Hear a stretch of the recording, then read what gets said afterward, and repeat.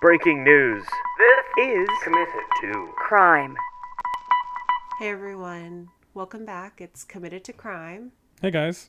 How are you? We missed you. We really did. It's been a while. If you're new here, I'm Rachel. And I'm Chris. And yeah, this is Committed to Crime. We're a married couple, and I, someone who consumes a lot of true crime, breaks down cases for my husband. Who consumes no true crime. Yeah. Hasn't even committed a crime. That's really good to know. That's what I'm here for. Okay, you ready to jump in?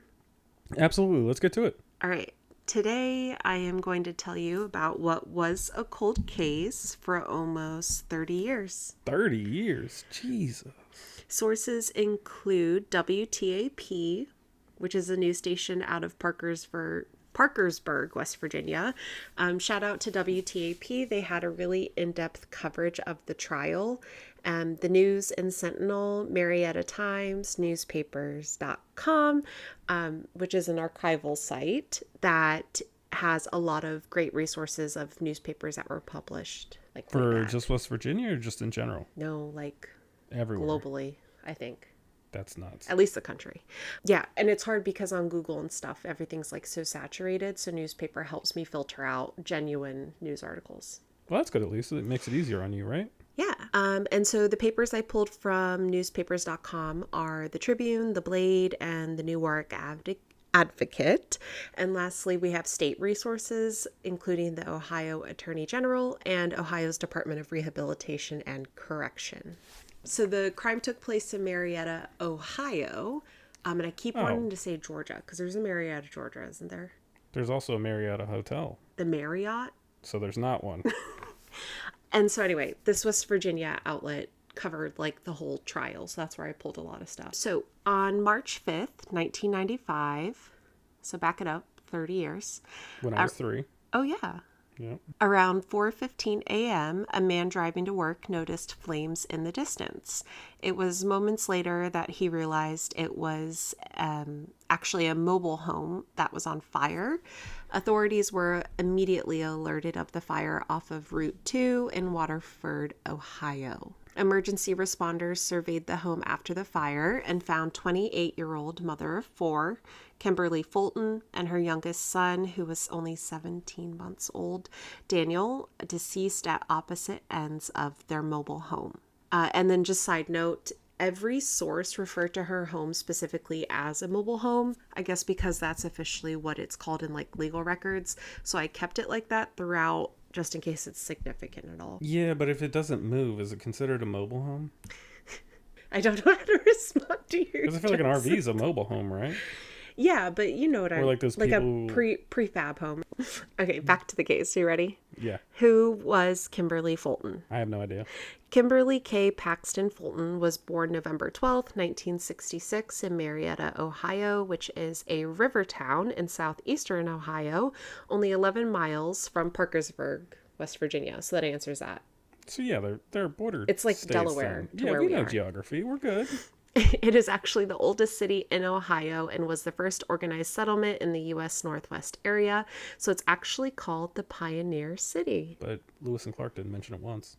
Her parents were Rodney P. and Vera M. Brockmeyer, and she grew up with a brother, Rodney E. Jean Paxton, and a sister, Sandra D. Erb. Her favorite band was the Judds. Have you heard of the Judds? Never once in my life. Is that like a pop punk band that dresses up like Judge Judy? No. No, because they'd probably be called the Judys then. Yeah, no, the Judds were a mother and daughter country duo from the 80s, and according to their Spotify, they appealed to people because of their understanding of the working class in small towns. They have a Appalachian folk pop sound, and it's just really kind of vibey. It's like... I don't think I've ever heard those words put together in a sentence before. Appalachian folk pop. Yeah, never once. Mm-hmm. Yeah, it's cute. I listen to it. It's comfortable, and it's actually just something I picture your mom listening to as she cleans. Sandra, Kimberly's sister, shared that her favorite memory of her sister was their time just hanging out together, like the down times, which As I am one of 4 girls, I can attest that these are, in fact, the best childhood memories. Kimberly belonged to her high school's FFA, which was like the Future Farmers of America, focused on agriculture education. And she was also a part of the Busy Workers 4-H Club that focused on community support, and the Pioneer Square Dance Club. All right, she got like a laundry list of cool stuff. So you can probably see how the Judds type of music would totally make sense for her to like. Yeah, I you know what? I'll have to take a listen. I don't want to be too judgmental, but I gotta take a listen. It was pretty difficult to find information on Kimberly's adulthood, but we know she ended up marrying a man named Larry Fulton. They had 3 children: Michael Jean Fulton, Miranda Dawn Fulton, and Amy Lynn Fulton. And at the time of Kimberly's death, Miranda was 8 years old, Amy was 7, and Michael was 4. Now, you may have noticed that I didn't include Daniel with the 3 children Kimberly had with her husband, Larry, and that is because it was discovered that Daniel's father was another man. Kimberly was having an affair. At the time of her death, Kimberly and Larry were actually going through the process of divorcing, and the reasons aren't public, but it is known that this affair was a part of their issues. And it was because of this divorce process that Larry and their 3 children were not home that night. Larry was staying with his parents nearby, and that night their 3 children happened to visit and then choose to stay the night as well. So now we'll go back to the fire. The autopsy done by Franklin County coroner didn't raise any suspicions, but it was originally believed that the fire was the cause of the death for Kimberly and Daniel. However, a toxicology report showed no signs of carbon monoxide in their blood. So they were dead before the fire. Yeah, good job. Due to this finding, Kimberly and Daniel's bodies were exhumed for a second autopsy. Now, one of the newspaper sources said that their bodies were too badly burned to pinpoint a cause of death, but a more recent article laid out this. The second autopsy was done by the Montgomery County coroner, and they discovered that despite the fire, most of Daniel's face was actually preserved. And then just pause real quick. I don't know if you may or may not have caught this, but Marietta, Ohio is in Washington County, Ohio. The first autopsy was done in Franklin County, and the second was done in Montgomery County. And some quick knowledge for you. Okay, hit me with the Carfax. Particularly in rural areas, it's common for autopsies to be done in a different county than the death, and some reasons include that the original county doesn't have a coroner or a potential conflict of interest.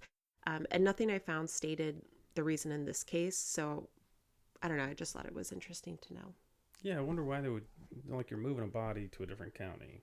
Because it's a rural area, is my assumptions, because they probably either didn't have a coroner or... So I guess my next question would be, when they do that, is the back of whatever vehicle they have to move those bodies around, like, ice cold? Or... I'm like just refrigerated? Yeah, refrigerated. That's the word I'm thinking. Because you would imagine you don't want the body to decompose any more than it already has, right? Yeah, I guess you would assume so. I'll add that to my Google next time. There you go. Okay. So with Daniel's face preserved, they were able to identify a bruise on his upper lip that aligned with his front teeth, and this suggested that poor baby was smothered. Also, Kimberly and Daniel did not have an increased amount of carbon monoxide in their lungs, which meant that they didn't die from smoke inhalation either. But for Kimberly, there was some soot lining her throat, which indicated she may have been breathing when the fire was set, but they knew for sure that she was unconscious. It was later revealed in testimony that traces of gasoline were found on the front of Kimberly's t-shirt, suggesting the presence of an accelerant. And on top of all of this, there was no evidence of Kimberly trying to escape the fire. So what we have here is a double homicide. The question remains, who wants Kimberly dead? And who would be so deprived as to kill her 17-month-old baby along with her? I mentioned that Kimberly and Larry were in the middle of a divorcing from each other. Right. Sorry, that was written weird. Naturally, Larry was looked into as the prime suspect because... They're getting divorced. It's always the husband. That's the motto here. Well, flowers, chocolate, some Murder. of the other things. Well, Yeah. I wasn't going to say that part out loud. I'll let you do that. So naturally, Larry was looked at as the prime suspect, but he was quickly ruled out. In trial, they referenced that he was staying with his parents with the 3 kids, making it a total of 6 people in the house. And for whatever reason, the window in Larry's room was shut in a way that didn't allow it to be opened. So to authorities, it was a clean alibi. Like he just couldn't go through any other entry or exit part of the house. Oh, this one window's good. He's done. Don't worry about him. Thank you for asking. That's my next paragraph. It was brought up by defense at one point that Larry could have walked out the front door. I mean, he does have 2 legs. But there was some reasoning to how the home was set up and where the parents and kids were sleeping that it wouldn't have been likely, and that theory was quickly dismissed. Are they sleeping in front of the... Is all the, family sleeping in front of the door like a dog? I don't know. Does the door open and you don't want to wake Dad? Because if you open the door, you're going to hit him in the head. I was thinking about this too because, my family is 6 people. Yeah. And I'm almost positive my sisters were able to sneak out successfully. Knowing your sisters, yes. Not me, though. I don't know about that. Why'd you make that sound? Look at me and tell me you actually thought I ever snuck out of the house. I think you might have snuck out once or twice. Not once. Not once? Not once, baby. Not once. So the husband has been ruled out.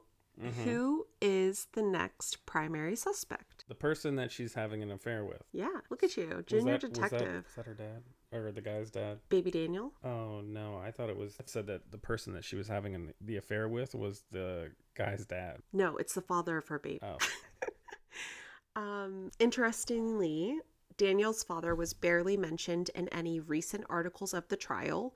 And of all the sources I reviewed, only 2 named him. I'm assuming it's because he hasn't been arrested as of right now. However, his name does come up in trial by a witness, and the prosecution refer to him in court.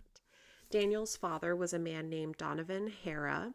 This is the name this was the man, typo. This was the man who was having an extramarital affair with Kimberly, and I couldn't find anywhere if Donovan was also married, but we do know that he was not happy about Kimberly being pregnant.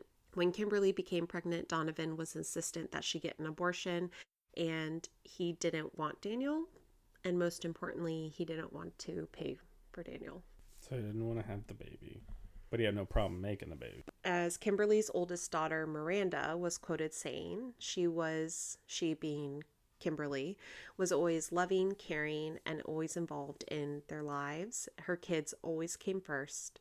So to Donovan's demand of abortion, Kimberly basically said, screw you, I'm keeping the baby, and I want child support.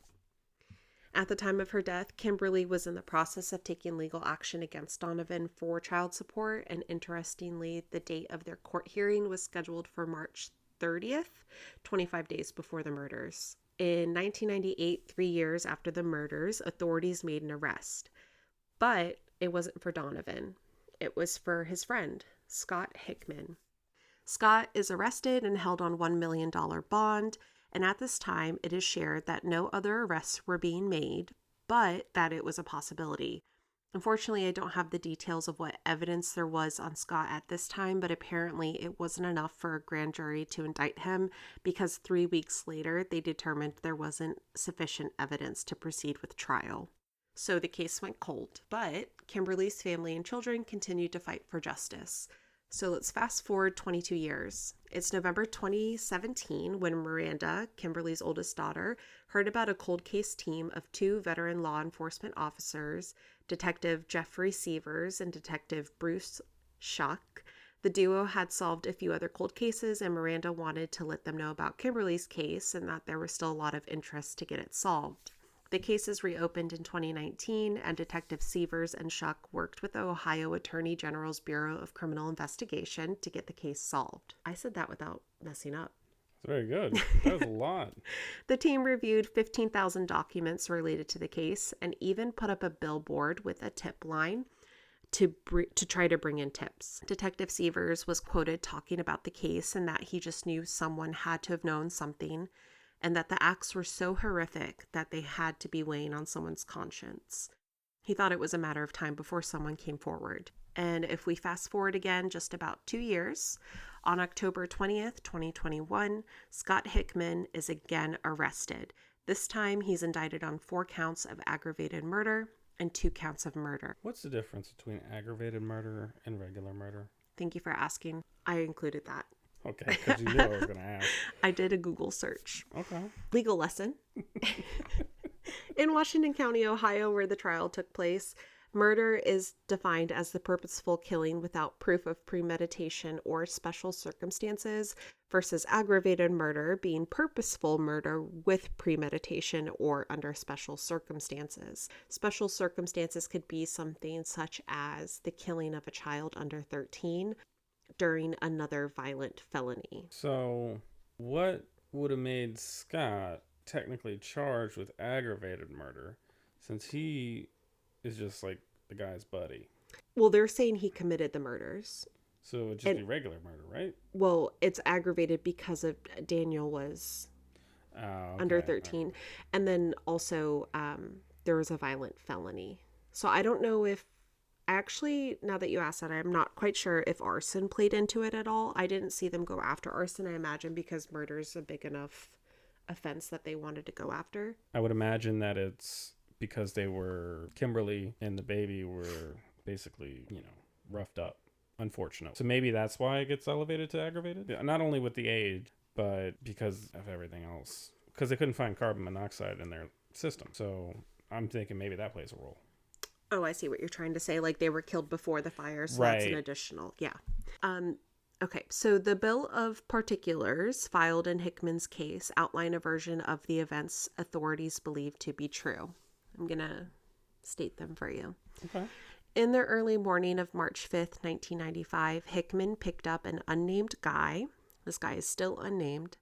This unidentified man had a container of gasoline, which they referred to as a stored item, and they drove to Kimberly's home. When the men entered, Kimberly and Daniel were sleeping in beds at opposite ends of the home. Hickman smothered Daniel and Kim to death with a pillow and or by strangulation while they were still in their beds, then set the living room area of the home on fire. Trial was originally scheduled to be in 2023, but Hickman was found to be incompetent to stand trial due to schizoaffective disorder, and then he was admitted to Twin Valley Behavior Healthcare, Timothy B. Morta's unit in Columbus, Ohio. There, his treatment was monitored until they could determine he was fit to stand trial, which wasn't until June 2024. The case was then continued, leading up to the trial just this past August of 2025. Wow. While this is all happening, a second man is indicted in relation to the case on May 15, 2024. But again, it's not Donovan. Instead, this man is Johnny Ball, who is 62 at this point and who was also a friend of Hickman at the time of the murders. And he's indicted on third-degree felony counts of perjury and on third-degree felony count of obstructing justice. So Johnny Ball's indictment states that he knowingly made a false statement under oath or affirmation of knowingly sworn or affirmed the truth of a false statement, specifying 5 instances where he made false statements. One of those false statements were also included in the obstructing justice, where Ball has said that he was never in the car with Hickman the morning of the fire. Hearing this, I assumed the unidentified man was Ball, the man that Hickman picked up. But when this came public, Detective Severs was asked in an interview if the unidentified man referencing Hickman's indictment was Ball, to which the Detective Severs said no. Kind of a bummer. That was all his reply. Wow. Yeah. That's kind of lame. I would have expected more. Well, if the case is still open, you probably don't want to give anything away either. Yeah, I guess that makes sense out loud. Okay, so this implies that there is at least one more additional conspirator. It was actually who we later believe to be Donovan Hara based on the prosecutor's statements at trial. So tongue twister. Don't lie. That's right. Ball told authorities he was at the fire and even dug out hoses to help with putting the fire out, but then he said he didn't even find out about the deaths until 2 to 3 days later. And then he said, actually, I couldn't even see the fire because there was a field of corn blocking my view. Yeah, you should have just stuck with what you said the first time. Ball entered this chat when investigators were trying to tie together information from people who were in the area at the time of the fire, Ball kept getting in his own way, giving false information, contradicting what he had already told law enforcement and what others in the community were telling law enforcement. So during the 2-week trial, the jury heard from a number of witnesses, including the original law enforcement officers who responded to the scene and people who had been incarcerated with Hickman, his ex-girlfriend, and some of his old friends. So similar to Ball, Hickman made conflicting statements, saying he was there, then he wasn't there, then he didn't even know that murders happened. And witnesses state that after the fire, Hickman lost a lot of weight and he became increasingly unstable and paranoid. They said that he specifically was making frequent references to religion, God, and the devil. But if you recall, he also did have schizoaffective disorder. So I'm thinking that maybe like the fire or the incident like kind of triggered it or made it worse. Kind of gave him like PTSD, right? Almost, I guess, like on top of his disorder. And it got to the point where a few months after the fire, he ended up in a mental hospital. So prosecution also outlined the ways in which they felt Hickman confessed, or at least that he didn't do himself any favors. Jennifer Osborne, a past friend of Hickman's, testified about visiting him in jail after he was initially arrested back in 1998. She asked him if he did it, and he said, quote, "That what they tell me I did." What? And she tried to get him to say if he did do it, to which he said he didn't remember anything. That was a direct quote, yeah. There were also 2 testimonies from people who had served time with Hickman. One was from a man named Andrew Strock, who served time with him after his indictment in 2021. Strock said that a group of inmates were complaining about the legal system being unjustified. Strock even called this a gripe fest himself. And probably not the best place to do that. He said that while this was happening, Hickman suddenly sat up and screamed. And these are Hickman's words, not mine, because I wouldn't say this.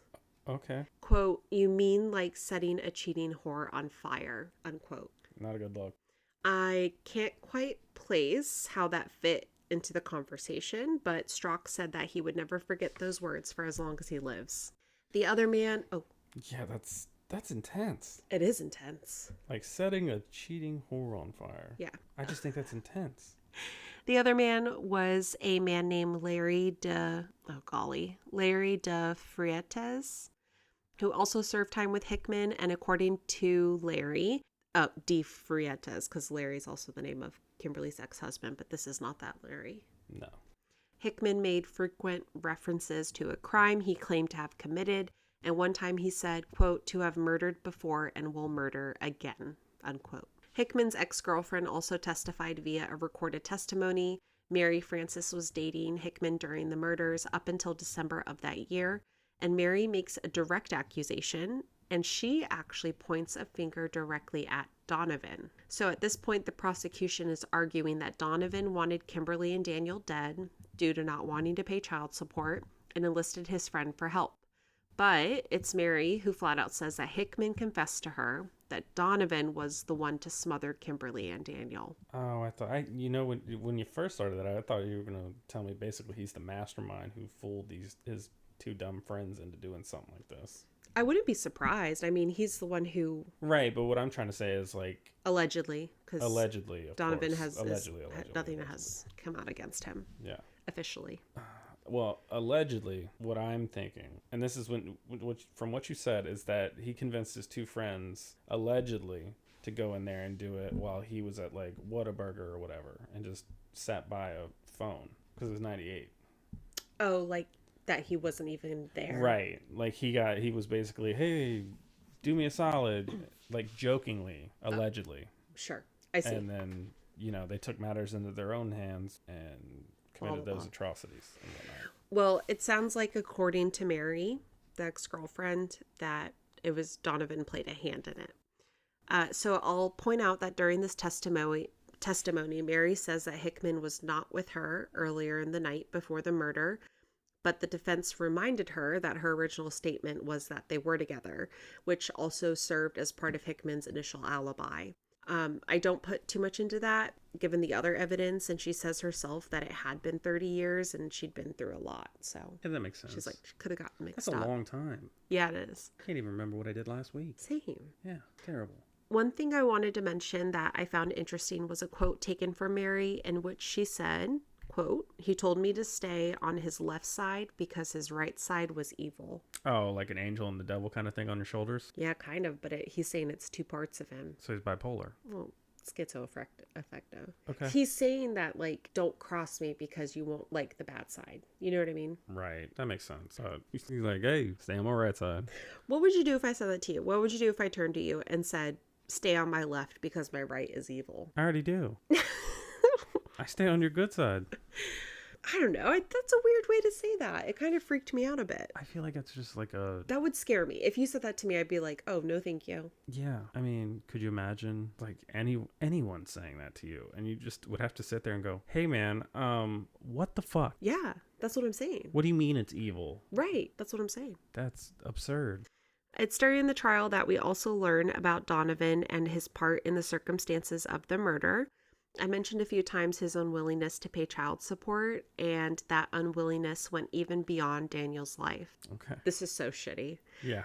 After Daniel's death, Donovan went to the courts to have his name removed from the Washington County Child Support Enforcement Agency records as his dad. Yeah, that should be a big red flag right there. After he was dead, he went and had him removed as his dad. How quickly? Probably the next business day. I don't know. I don't definitively know, but... This is not another one of those alleged moments, right? No, he did do that. I just don't know at what point in time. So, well, I'm going to do it for you. Allegedly, he waited a couple business days. Because clearly, that would have... If I'm like a detective at that point, he immediately goes, like, the next day? I wouldn't be surprised, but, I mean, that's a little crazy.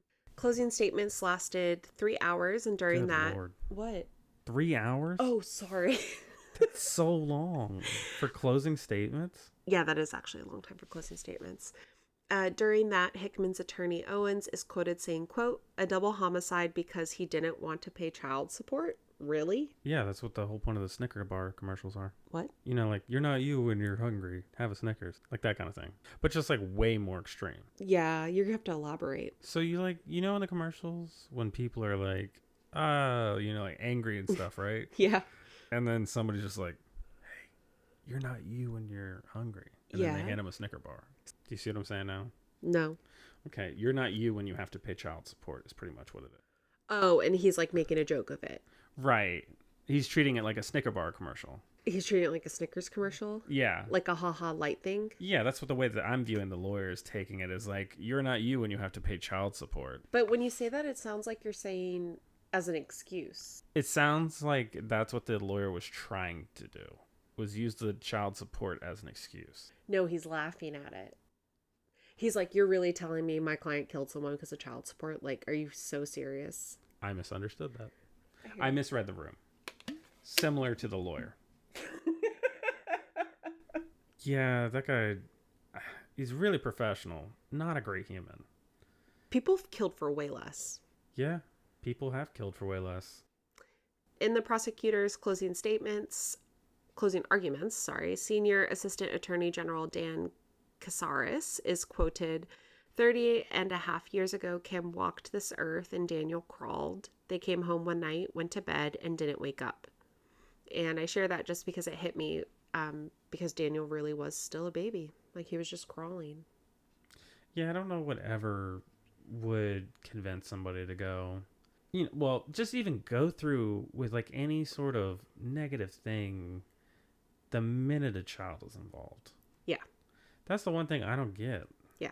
He finished by asking the jury to base their decision solely on the evidence provided and see that Hickman was at least a part of those involved. The jury only deliberated for 2 hours, which is really fast. So less time than the closing statements. Oh, yeah. You're right. Less time than the closing statements. Jesus Christ. And they returned with a guilty verdict. Oh, that's good. Yeah. Scott Hickman was sentenced to 20 years to life and is currently being held at Belmont Correctional Institution. He will be eligible for parole in 10 years, December of 2035. Sandra, Kimberly's sister, was quoted calling the court hearings traumatic, and she talked about watching her elderly mother relive the details of what happened 30 years ago. But that in the end, it was the right thing to pursue justice.